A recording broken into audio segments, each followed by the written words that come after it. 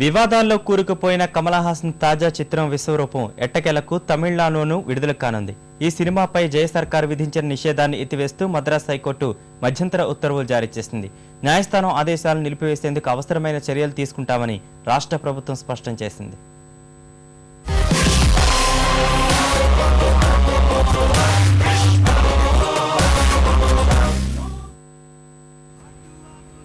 ₹100 కోట్ల భారీ బడ్జెట్తో నిర్మించిన విశ్వరూపం సినిమా విడుదలపై కమల్ హాసన్కు ఊరట లభించింది. ముస్లింలను కించపరిచే దృశ్యాలు ఉన్నాయనే ఆరోపణలతో తమిళనాడు ప్రభుత్వం ఆ సినిమాపై నిషేధం విధించింది. ప్రభుత్వ నిర్ణయాన్ని సవాల్ చేస్తూ కమల్ మద్రాస్ హైకోర్టును ఆశ్రయించారు.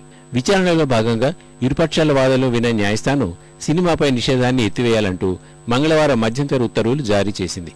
సినిమా ప్రదర్శన నిలిపివేస్తూ జిల్లా కలెక్టర్లు ఇచ్చిన ఆదేశాలను సైతం న్యాయస్థానం నిలుపుదల చేసింది. న్యాయస్థాన ఆదేశాలను నిలిపివేసేందుకు అవసరమైన చర్యలు తీసుకుంటామని ప్రభుత్వం స్పష్టం చేసింది. The learned single judge has passed an order that the orders passed under section 144 Criminal Procedure Code is kept in abeyance and the administration has been directed to file the counter affidavit for the contentions raised in the writ petition. Kamal Haasan స్వీయ దర్శకత్వంలో నటించిన విశ్వరూపం cinema censor విషయంలో భారీ అవకతవకలు జరిగాయని తమిళనాడు ప్రభుత్వం మద్రాస్ హైకోర్టుకు తెలిపింది. ఈ సినిమాకు కేవలం ఒక పరిశీలన కమిటీ యుఏ ధృవీకరణ పత్రాన్ని జారీ చేసిందని, చిత్ర నిర్మాత సెన్సార్ బోర్డు అనుమతి తీసుకోలేదని పేర్కొంది.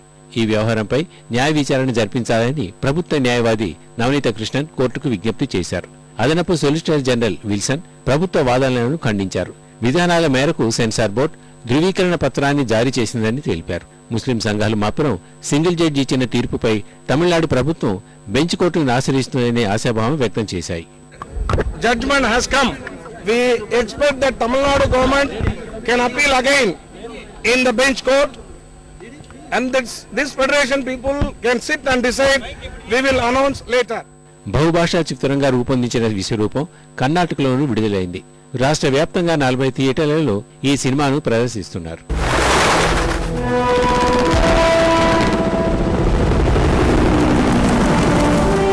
I believed in America. నాకు విమోచన ఎక్కడ అనిపించింది. The Taliban's momentum has been broken.